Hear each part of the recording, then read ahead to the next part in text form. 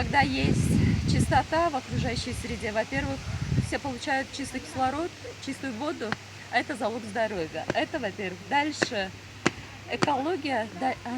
От переработки мусора, как инженер, я вам могу сказать, экономика страны может немножечко, хотя бы на 5% подняться. Aslan ekologiya har як падару модар ба фарзандони худаш ёдод нашакор аз ҳамин деса сар карда то хатми университет бояд хонда тамом кардан дар буд.